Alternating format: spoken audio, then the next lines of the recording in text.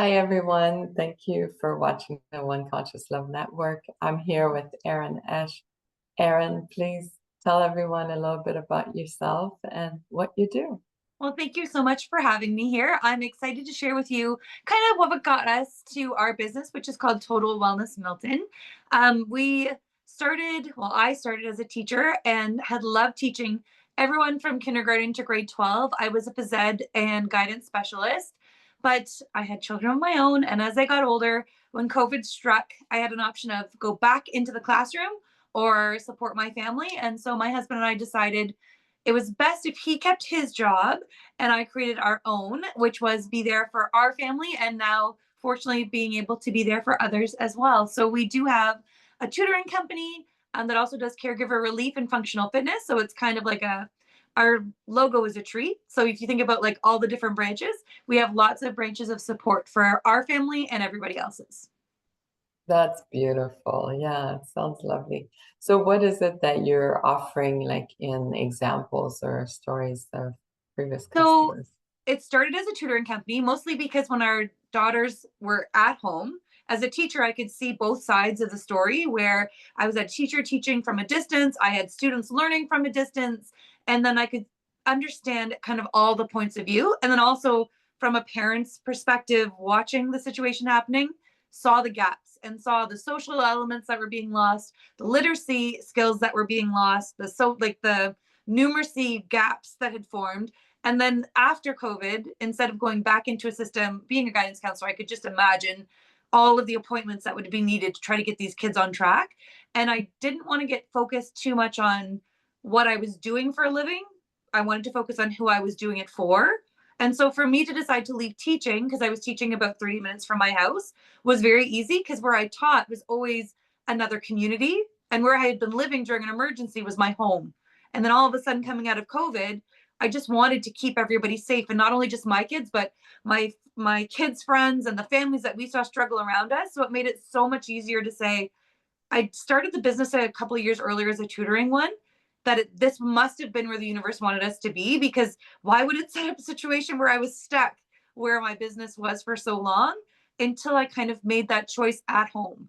And it was the right Mhm. choice for us and for our family, and thankfully for our business, because what started with tutoring evolved into functional fitness and injury recovery, evolved into caregiver relief and cooking or helping people move house to house. So it became kind of an a la carte of what do you need based on what we had gone through. So when we had personal injuries and people related to us, then all of a sudden they were our friends and they became some of our clients, or maybe even work for us, because we have a bunch of independent consultants that each do different things because it's that umbrella of support we want to provide.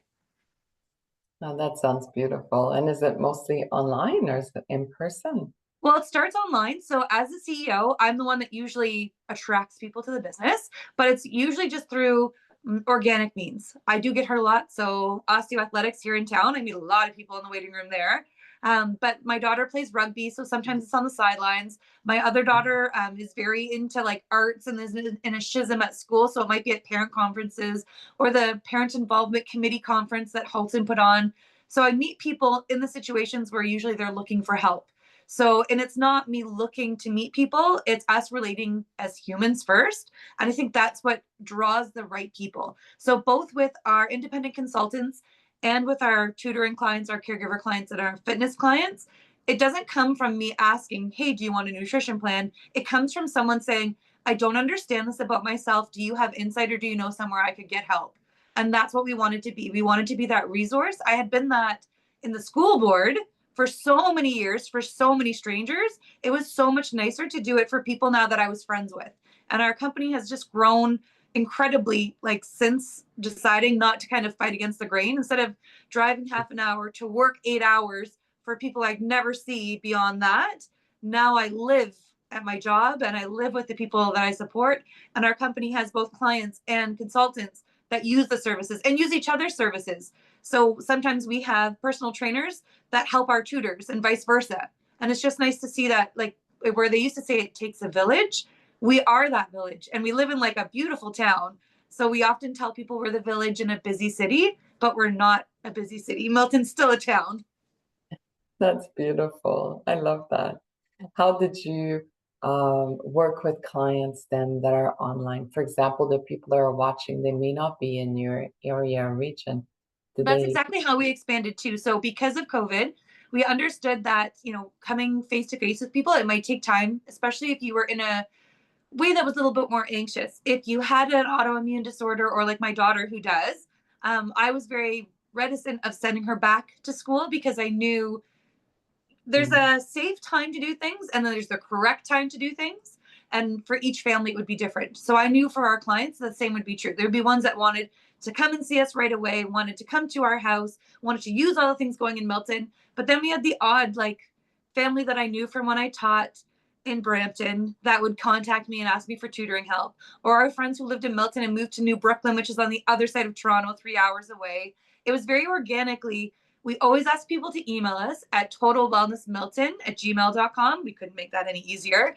And then we have people in your area. So as soon as we mm. had my friend Neil, who lived in Milton and now lives in New Brooklyn, well, now I have a tutor in New Brooklyn, and that's near Oshawa. So it, like, we had some of our friends and family just expand out. And so that became a network very naturally. And now we have Milton, Waterloo, Durham, Dundas, Burlington, Oshawa, like everywhere we have help, we have a total wellness, whatever that is, so that I can refer to the right place. Usually I tell people email and then I'll set you up on the right distribution link, because we work with local partners too and have a newsletter. So I want to make sure, say you live in Oshawa, I'm sending you Oshawa's newsletter and not Milton's, because you might not care Right. what the local brewer is doing. That's nice. And we'll obviously put all of these links into the comments so people can easily find them. That's beautiful. Can you tell us a little bit, Erin, how do you choose one conscious love every day? So before I left teaching, I was concussed and I had to take time for recovery, which is really where I think the idea of this business came. And I had to do a mood survey every single time before starting treatment. And I asked the same questions every time. And one question really bothered me because it was about self harm. And instead of asking someone 3 days a week, had you thought about harming yourself? I thought, why didn't they put, do you have fun plans? Because if you ask someone the same question enough, they start thinking about it and anticipating what their answer is going to be. And so instead of saying, have you thought about hurting yourself? Which I knew if I said yes, I would probably not be able to go home. I would be admitted to a psychiatric ward. So I knew how not to answer that question. And I knew how to be guarded about seeming like that was the answer. So I was in a conference and someone had said, if you looked at everything that happens to you, and a lot had happened to me, I got knocked out by a volleyball and took 8 months to be able to drive again. So a lot of time had happened where I had to say, instead of what happened to me, what happened for me. And that was the moment when things shifted. Instead of saying, I was coaching a volleyball game and or a volleyball practice and someone threw a fit and a ball knocked me out and I was unconscious on the floor and I've been at home in the dark for 8 months throwing up, because that really was the reality of what it was. I had 8 months to be at home and reprioritize what was most important to me, to be there for my kids, to be there when my sister finally got to have her baby. I was so present that I would have never been had that volleyball not hit me. It really forced me to slow down, and it happened for me, not to me. So it changed now everything that happens. Instead of saying it's a negative thing, what am I supposed to be taking out of this?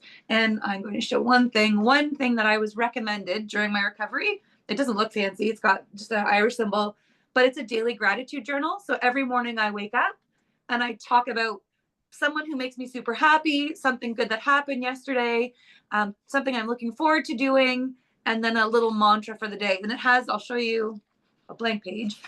It has like the prompts for you. So you don't even have to like really consciously work at it.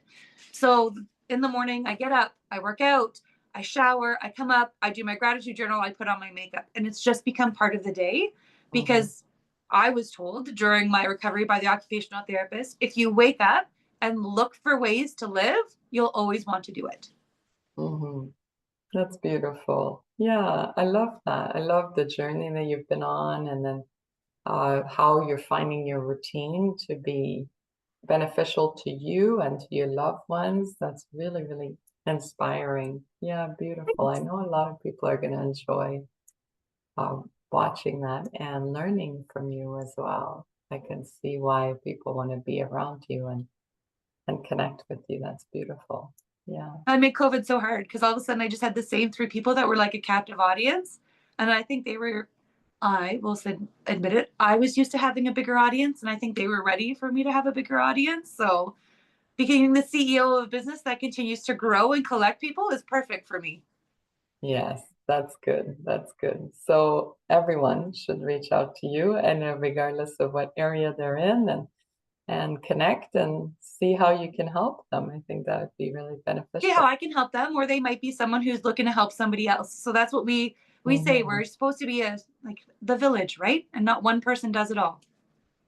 That's beautiful. Any last thoughts or anything you want to share with No, everyone I before just we wanted go? to thank you so much for having me on and wish everyone, a great spring season. I know it's kind of up and down in the weather and everything like that. So you got to take it as it comes. And today it's sunny. So I'm going to go outside and have a nice campfire. I hope you find something fun to do too.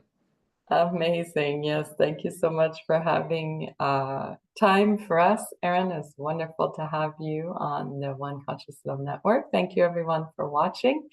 Erin will put all your comments in the links. We'll put all your links in the comments below, and so people can find them easily. Wonderful. And thank you for being on today. Thank you so much. Take care, everybody.